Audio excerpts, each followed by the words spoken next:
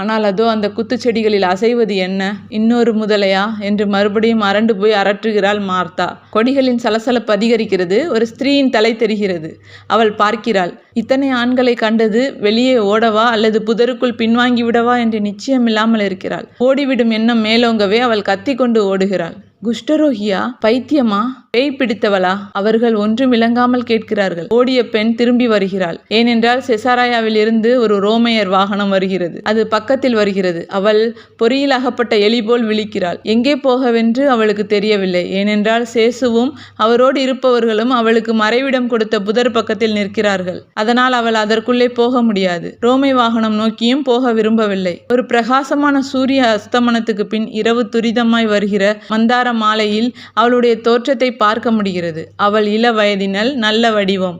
ஆனால் கந்தல் ஆடையில் களைந்த தலையுடன் காணப்படுகிறாள். ஸ்திரீயே, இங்கே வா என்று சேசு தட்ட கூடாதபடி கட்டளையிடுகிறாள். அவள் என்னை அடிக்காதீர்கள் என்று கைகளை நீட்டியபடி கெஞ்சுகிறாள்.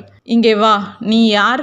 உனக்கு எந்த தீங்கும் செய்ய மாட்டேன் என்று சேசு சொல்லும் அன்பான தன்மை அவளை ஊக்கமடைய செய்கிறது. அந்த ஸ்திரீ தலையை தாழ்த்தி முன்னால் வந்து தரையில் விழுந்து, ஐயா, நீர் யாராயிருந்தாலும் என் மேல் இரக்கம் கொள்ளும். நீர் என்னை கொல்லும், ஆனால் என்னை என் எஜமானிடம் கையளித்து விடாதேயும். நான் தப்பி ஓடிய ஒரு அடிமை. உன் எஜமான் யார்? நீ எங்குள்ளவள்? நீ நிச்சயமாக எபிரேய பெண் அல்ல.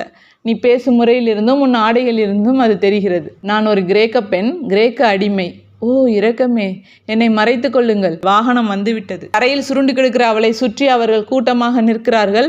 முட்களால் கிழிக்கப்பட்ட அவள் தோள்பட்டையின் கீறல்களும் உராய்தல்களும் தெரிகின்றன. வேலிக்கு அருகில் நிற்கிற இந்த கூட்டத்தினரை பற்றி வண்டியில் போனவர்கள் எதையும் கண்டு கொள்ளவில்லை.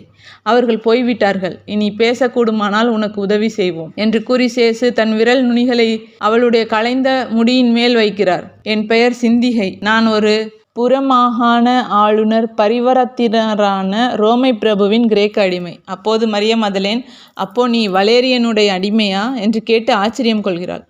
என்மேல் இரக்கம் கொள், என்னை அவனிடம் சொல்லி கொடுத்து விடாதே என்று அப்பெண் மன்றாடுகிறாள். நீ பயப்படாதே, ஒருபோதும் இனி நான் வலேரியனிடம் பேசப்போவதில்லை என்று கூறிய மரிய மதலேன் சேசுவிடம், அவன் இங்குள்ளவர்களில் ஒரு மிக பெரும் செல்வந்தனும் சீர்கெட்டவனுமாயிருக்கிறான் என்கிறாள். நீ ஏன் ஓடி வந்தாய் என்று கேட்கிறார் சேசு. ஏனென்றால் எனக்கு ஒரு ஆன்மா உள்ளது. நான் ஒரு விற்பனை பொருள் அல்ல. அவனுக்கு வாசித்து அவனுடைய நேரத்தை உற்சாகப்படுத்த, அவனுக்கு ஊழியம் செய்ய அவன் என்னை வாங்கியிருக்கலாம். ஆனால் அதற்கு மேல் அல்ல.